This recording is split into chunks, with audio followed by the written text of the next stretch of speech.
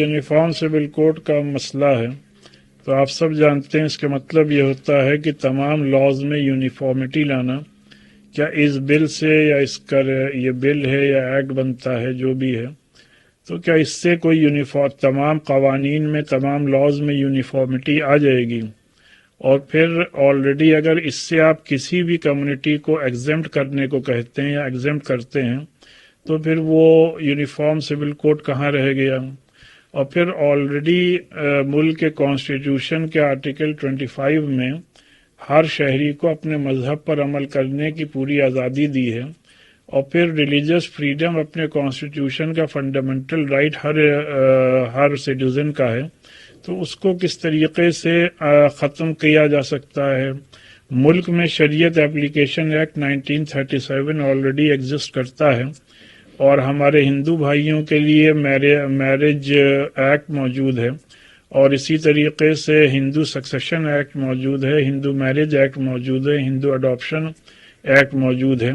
इन तमाम कवानीन के होते हुए इस तरीके के यूनिफॉर्म सिविल कोड की ज़रूरत क्या पेश आ गई? बहरहाल मैं ये समझता हूँ कि जहाँ तक इस कानून या इस एक्ट का सवाल है, जब इसका मसौदा और इसका ड्राफ्ट हम लोगों के सामने आएगा तो अपनी लीगल टीम उसको स्टडी करेगी और उसके बाद फर्दर कोर्स ऑफ एक्शन तय किया जाएगा। देखिए, उत्तराखंड सरकार एक अलग सरकार है, उसको अपना जनमत है, बहुमत है, वो अपने कोई कानून को लाई, लेकिन मेरा स्पष्ट रूप से मानना है कि देश विभिन्न धर्म, जात, वर्ग और पंथ को मानने वाला देश है। किसी राज्य सरकार और केंद्र सरकार को इस चीज का ध्यान रखना चाहिए कि कोई ऐसा कार्य न करे कि किसी की भावनाएं आहत हों। सबको साथ लेकर के चले, और भारतीय जनता पार्टी तो कहती है सबका साथ सबका विकास, तो सबका साथ लेकर के सब विचारधाराओं का सम्मान करते हुए काम करना चाहिए। ऐसा कोई कार्य नहीं करना चाहिए कि किसी की भावनाओं को ठेस पहुंचे। देखिए, यूसीसी का जो बिल धामी गवर्नमेंट ने पेश किया है, मैं समझता हूं कि पूरे हिंदुस्तान में लॉ कमीशन ने सर्कुलर जारी किया था कि कॉमन सिविल कोड के सिलसिले में राय ली थी। मुझे लगता है कि उनको इस बात का इंतज़ार करना चाहिए था कि लॉ कमीशन क्या ड्राफ्ट देता है।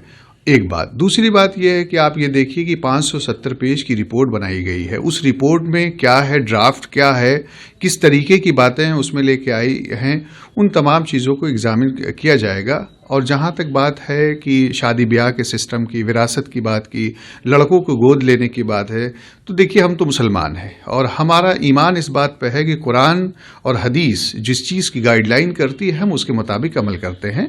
जहाँ तक मामला ये रहा कि यूसीसी पे क्या होगा, अब देखते हैं कि उसमें निकल के क्या चीज़ें आती है, फिर इस पर बात होगी। लेकिन लॉ कमीशन के ड्राफ्ट का आज भी हिंदुस्तान की आवाम उसका इंतज़ार कर रही है, देखती है इसको।